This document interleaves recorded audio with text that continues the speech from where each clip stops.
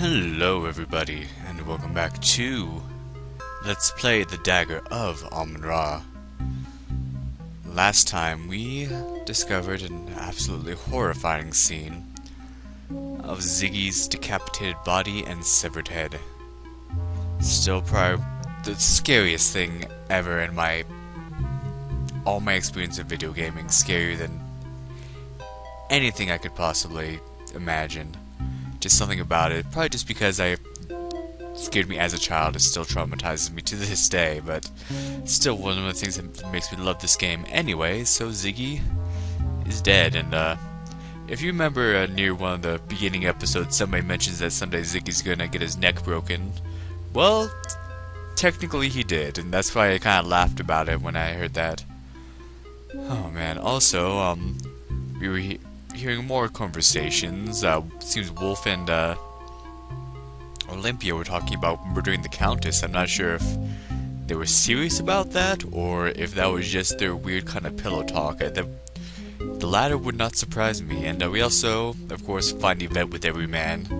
Found her with Detective O'Reilly, who's saying he's gonna kill her if she finds her with anyone else. So that's kind of creepy. So many creepy things, many conversations had. Many things to discover. Now if you remember, this little blade right here. A paper cutter with a red blade. Why is it red? The red stain on the paper cutter blade could be red ink or blood. Perhaps the last person to use it had an accident? So, this happens to the paper cutter after you discover Ziggy and his severed head. So, here's the sequence of events that I'm going to assume. Ziggy died. He either died before his head was severed, or the severing of his head was what killed him. Now, the person who severed his head took the body, took it into the pterodactyl exhibit, cut the wires so that it impaled his body. Then, they took his head and nailed it to the face mask exhibit. All without being caught. That is some crazy stuff right there. Someone is seriously whacked out. Alright, anyway. Hopefully we won't discover anything else terrifying in this museum.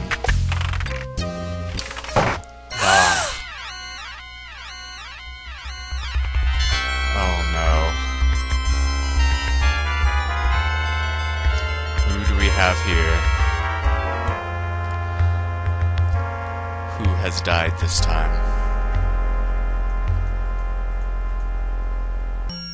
Dr. Carrington's head holds no clues that you can discover, except for the somewhat pained expression on his face.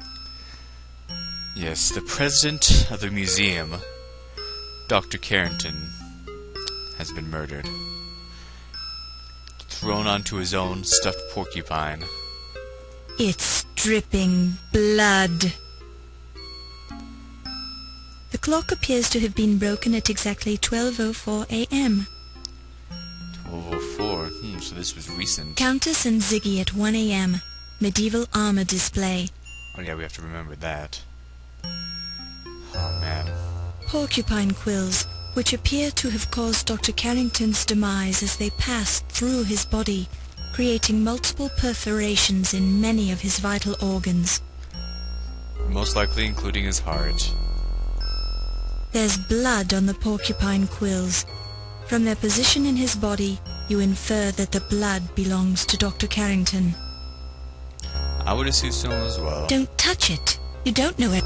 Don't touch it. Oh, okay. Don't touch. Fine, but you see something interesting here. 2 letters written in blood on the desktop. 2 letters? What could they be? CP.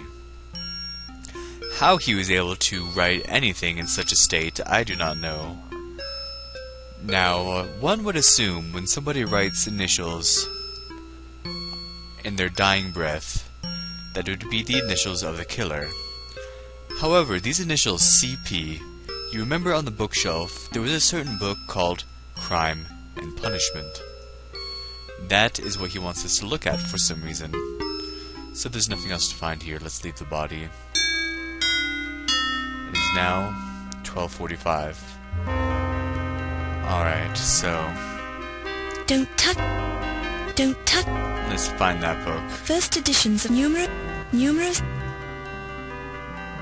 There we go. That took me a A while to large find. format illustrated version of Crime and Punishment by Dostoevsky. Let's take it down. Let's see what he wanted us to see. You notice that this is one of the earliest translations of Crime and Punishment into English.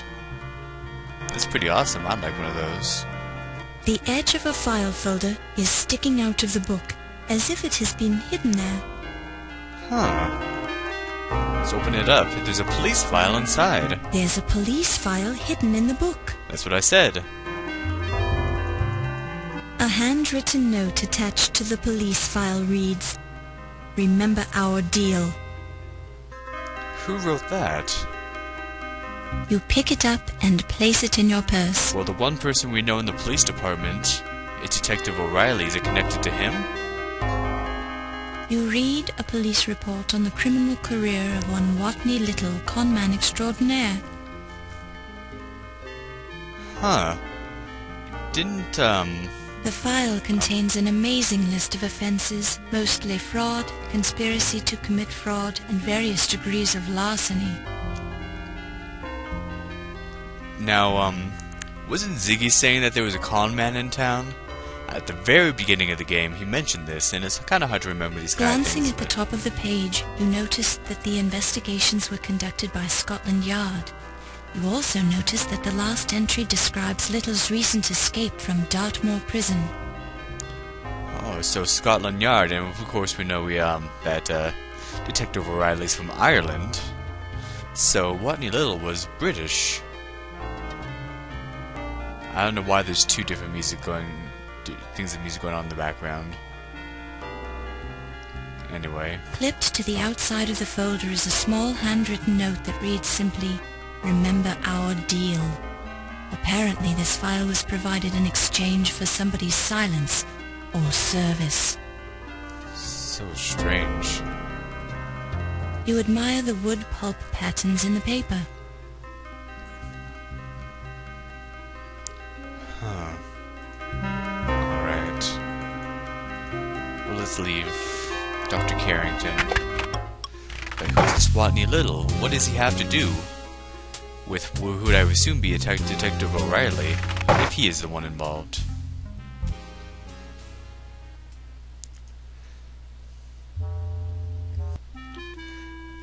Anyway, I want to head back down to Ernie's office. There's a couple things we can get there, hopefully, if he's not in there anymore. Of course, if he is, I want to ask him some stuff. Have a conversation with him. He's the only person we haven't had a conversation with. But he is not here, but he will actually walk in on us if we take too long, so, let me see, there are a few things I want to do here. Alright, so... The intercom crackles and you hear, "Ernie, it's Olympia. The release valve in number 13 seems to be jammed. Take a look at it when you have a chance."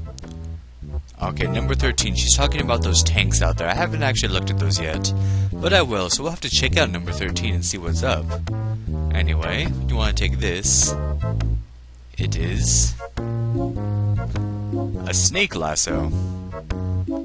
Yeah, I'm not going to take too much time you pick it up and place it in your purse. to look at things, because, oh, don't walk in. Okay.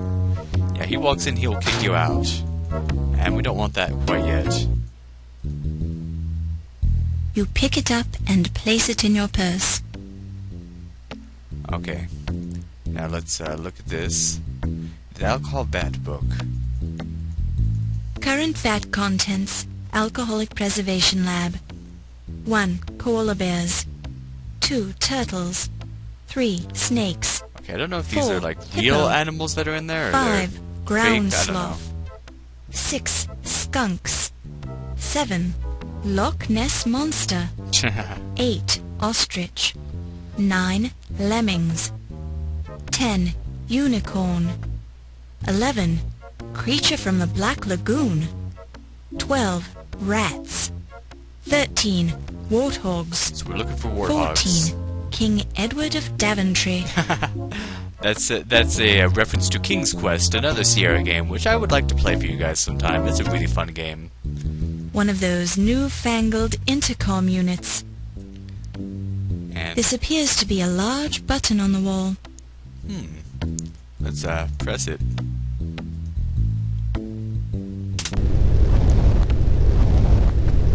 When you push the button, you hear a sliding noise off in the distance, clearly originating outside of this room. Well, Best to leave this room. yeah. I don't know what she's gonna say. So, yeah, I'll show you what that switch did. Anyway, we are looking for, warthogs. And that will be VAT for 13. That's 10. Is that a unicorn floating in the murky liquid? Looks Can't like it. be. Unicorns are mythical creatures. So I think there's supposed to be, like, real creatures in there, but I think, like, the unicorn and the swan thing and That everything are 5.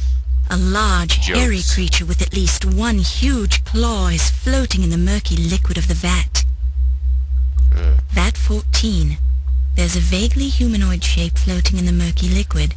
After staring through the glass for a while, you see what appears to be white hair, or perhaps it's a large jellyfish. Anyway, we actually want to... Vat 13. Indistinct shapes are floating in the murky liquid. None of the creatures are close enough to the glass to see what they are. Well, we already know that they're warthogs, and it's important to remember that they are warthogs. I know, what you want to do, you go up there, and she fishes around with some pole that's already up there. And we'll see what's clogging the tank. Could it be? Yes. It's heavy. It's shiny. It's real gold. It's got a sharp point at one end. It's the Dagger of Amon Ra. Ah, that sense of satisfaction when you find this. Take a look at it. The real Dagger of Amon Ra. You pick it up and place it in your purse. Now, one question. Boy, the alcohol fumes sure are strong in here. So why was that in the vat? What was it doing there? Huh? Did somebody hiding it there? Interesting. Anyway, if you just try to like do vats at random, eventually the fumes will make her pass out. She will fall into the vat and drown in the alcohol. Not the best thing. Alright, so let's get out of here.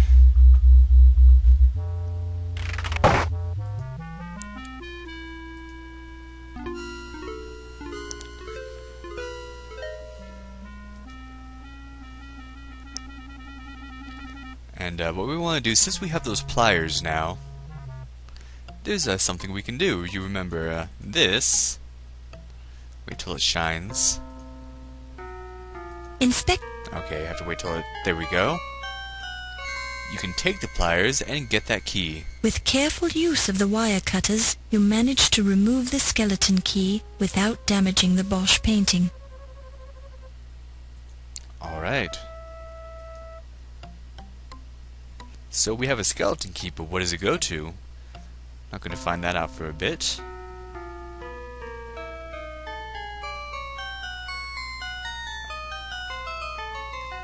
Alright, so let's we actually want to go back, unfortunately, to Dr. Carrington's office. I do not want to be here. You hear muffled voices coming through the door to Yvette's office. Alright. Let's listen in. Oh, Dr. Smith, I appreciate your help so much. Well, I don't particularly appreciate giving it. I have things to do, Miss Delacroix. Important things. But surely you can spare the time to help me move my desk, no? Oh, I suppose. Why do you want to move it anyway? Oh, there is a terrible stain on the rug. I Ooh. don't want it to show. We don't have to move the desk very far. All right. Oh, it's heavy. Oh! Oh, I am so sorry. Did you hurt yourself? Yes. Oh no, I'm bleeding. You owe me one, miss. But of course, Mr. Smith. I'll do anything you say. Anything. Didn't I let you in when you asked? Didn't I keep your secret? So she let him in. Yes, I suppose you did. And I'm sorry about bleeding on your carpet. At least it'll blend in with the old stain. What is that anyway? Oh, it is only strawberry jam. I'm sure I don't want to know, Yvette. Probably not, Dr. Smith. Now, let's go to your place. His place. Anyway, that's mysterious because we know what happened in that room, and now she's hiding a certain red stain. Super suspicious, Yvette. Super suspicious. Anyways, you remember the last time the clock told it was 12:45, and the Countess is supposed to meet Ziggy in the armor room at 1. So let's hurry over there and see if the Countess shows up. We know Ziggy's not going to show up, that's for sure.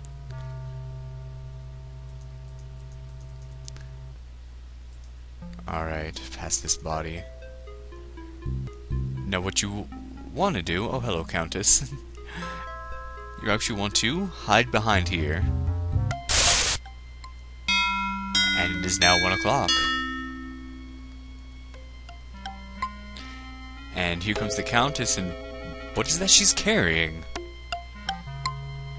Now, you pass by Ziggy's body when you come in here, so... But, since it's decapitated, she might not even know that it's him. Anyway, let's confront her. Well, well. Good evening, Countess. What are you doing here? I just happened to be hiding behind the tapestry. Happened to be. You're lying.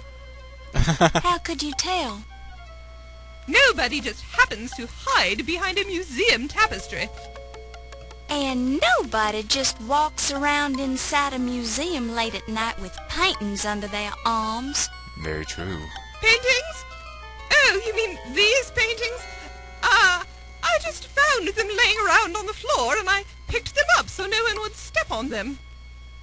I don't think so. Not a very good liar, are you? You don't think so? Are you accusing me of something, you silly girl? What do you think? I think you're a rude girl who needs to learn some manners. The nerve going around accusing people of stealing paintings. Did I say anything about you stealing them? Well, of course you did. Don't try to trick me, girl. I've got more tricks than you have brain cells. One thing I have to ask myself is, why did you bring those paintings to a meeting with Dr. Carrington this time of night? How did you know I was meeting Dr. Carrington? Oh yeah, she was supposed to meet with Ziggy and Dr. Carrington. I found a note beside his body. His body? You talk about him like he was dead. Yes, he is. Dead as a doorknob. You didn't know about it? You're trying to trick me again. Dr. Carrington is alive and well and working in his office. Well, you're right about him being in his office, but he's quite dead, I assure you. Oh, my God! And you seem to be a logical murder suspect. Very true. Wait a second. You're not going to pin this one on me. I didn't have anything to do with it. Why would I want to kill him? We've got a perfectly good art burglary scheme going. What? Art burglary? I think I said too much. If you're trying to convince me that you're not the murderer, you're not doing a very good job of it. What do I care what you think anyway? You're not a cop. But I am a reporter, and I could write about you in the newspaper. Of course, your reputation would be ruined, and the police would get very interested in you. But you're tough, so I'm sure you could handle it. Look, it was just a little deal I worked out with Dr. Carrington. An art forger duplicates the paintings on the wall of the gallery. Then we hang them up in place of the real ones, which we sell to private collectors. That's why the painting was wet. Didn't you think someone would catch on after a while? Are you kidding? That's the beauty of the plan. When we had replaced all the paintings, we were going to slash them and make it look like someone vandalized the real paintings. No one would ever think we'd go to the trouble of forging paintings just to destroy them. And Carrington is here to see that no one gets too nosy. You mean he was here? I swear I didn't have anything to do with his death. He was my cash cow. I brought him over from Europe just for this reason. Now that's it. I'm not saying any more about it. Alright, so, Dr. Carrington was supposed to meet her and Ziggy in this room. So Ziggy's involved somehow. Now remember that, somebody had let the countess in. Wolf was talking about that, so I'm going to assume that it was either President Carrington or Ziggy. And remember that Ziggy was talking to the countess about a certain deal they had. So now we know what's going on. We know of quite a bit now. Those paintings that are in the art gallery had wet paint because they had recently been painted. They were forgeries. Meanwhile, the countess already had this deal going on where she was stealing these paintings and selling them to private collectors. This is most likely the reason why she decided to marry the former museum president, which makes his death all the more mysterious. And the fact that he wrote in his diary about fearing her, and Vet fearing her as well, makes her suspect, to say the least. But that's all I have to say about that. Don't think there's really anything else. You're not looking well, Countess. There's a murderer running around loose in this museum, so I do feel a bit spooked when someone leaps out from behind the exhibits. You're not looking... There's Anything else we can ask her about? Watney Lily, he's now someone we can ask about. I don't feel like talking about that now. And she walks off.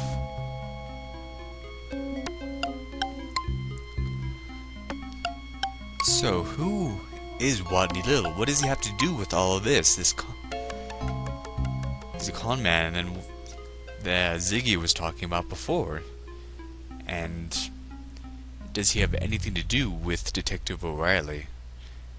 And most importantly, who's been murdering these people? We're just going to find out these things and more next time on Let's Play the Dagger of Amon-Ra.